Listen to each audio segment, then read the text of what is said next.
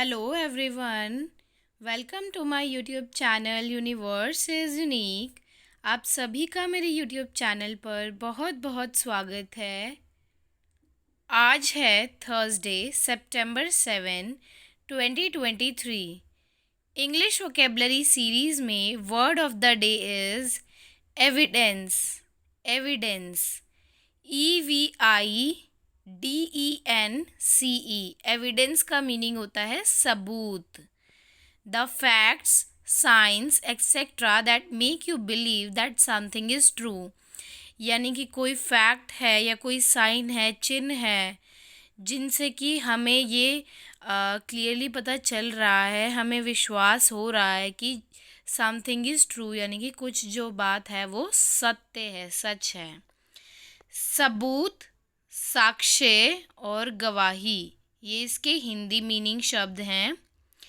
Evidence is anything that you see, experience, read और or told that cause you to believe that something is true or has really happened. सो इसका meaning ये है कि evidence कोई भी ऐसा सबूत हो सकता है जिसको हम देख सकते हैं, एक्सपीरियंस कर सकते हैं, रीड कर सकते हैं, और जो हमें बताया गया जाएगा या जो हमें बताया गया है, जिससे कि हम इस बात पे बिलीव कर रहे हैं कि जो कुछ कोई चीज़ है वो सच है, जो भी हुआ है वो सच में हुआ है, तो उसे कहेंगे एविडेंस। मान लीजिए किसी का मर्डर हुआ है, तो उसमें एविडेंस क्या होगा कि मौका वारदात पे वहाँ पे चाकू मिला था और इसके फिंगरप्रिंट्स उस चाकू पे हैं, तो वो क्या है, एक एविडेंस है जिसकी वजह से हम ये पता लगा सकते हैं कि मर्डर किसने किया। तो एविडेंस का मीनिंग होता है सबूत, साक्ष्य या फिर गवाह, जिसके बेसिस पे हम ये एनालाइज कर सकते हैं कि जो कुछ भी हुआ है वो रियलिटी में हुआ है। और एविडेंस ऐसी चीज़, सबूत होती है जिससे कि हमें पूरा विश्वास हो जाता है कि समथिंग इज़ ट्रू और रियली और हैज़ रियली हैपेंड। यानी कि जो समथिंग इज़ ट्रू यानी कि जो कुछ भी है वो सच है और सच में हुआ है। ये है एविडेंस का meaning. Now we will talk about the synonyms and antonyms of evidence. Synonyms का मीनिंग होता है similar meaning words. So synonyms of evidence are proof, witness, prove, testimony, show, demonstrate और कंफर्मेशन। तो ये सारे जो हैं वो हैं synonyms of evidence. Now we will talk about the antonyms. Antonyms का मीनिंग होता है ऑपोजिट वर्ड्स, जिनका ऑपोजिट मीनिंग है, ऑपोजिट मीनिंग वर्ड्स होते हैं। सो एविडेंस का मीनिंग क्या है, सबूत, साक्ष्य, गवाह, कि जिससे कोई बात साबित की जा सके कि कोई पर्सन सच बोल रहा है या नहीं, या कोई इंसिडेंट सच में हुआ था या फिर नहीं।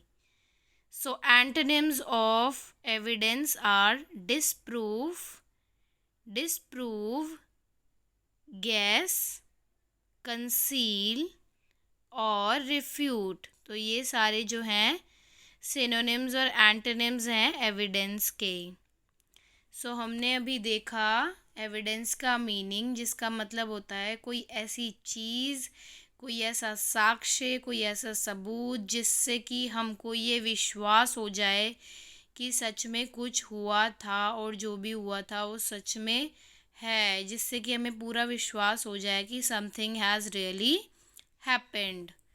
फिर हमने पढ़ा synonyms and antonyms of evidence.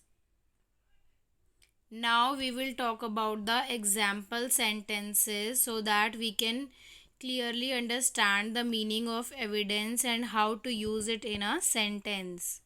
Sentence number 1 is they looked for evidence after the crime.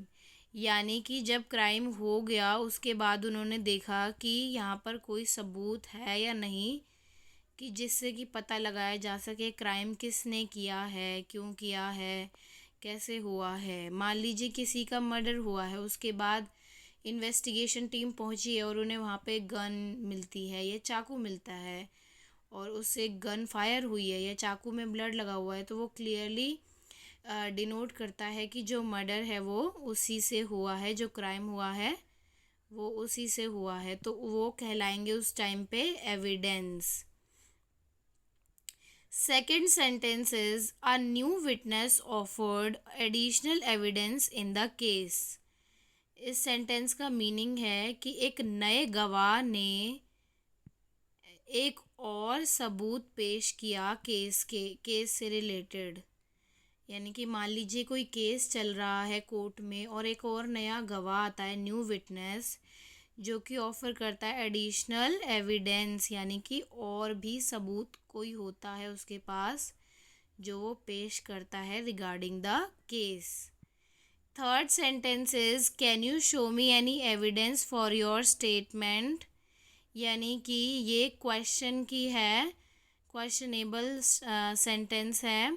Can you show me any evidence for your statement, यानी कि आप जो स्टेटमेंट दे रहे हो उसका क्या सबूत है, वो आप पेश कर सकते हो क्या, क्या आप दिखा सकते हो दैट योर एविडेंस, जो स्टेटमेंट आप दे रहे हो उसका कोई एविडेंस है आपके पास।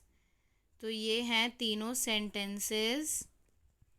This is the whole description about the English vocabulary word evidence, which means sabut.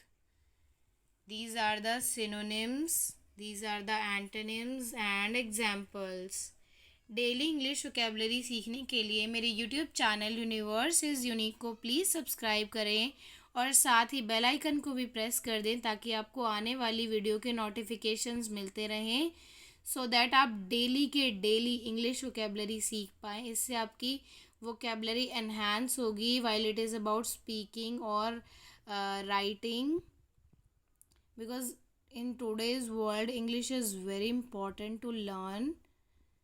So in order to become more fluent or in order to enhance or gain your vocabulary, please subscribe to my channel to learn daily new English vocabularies.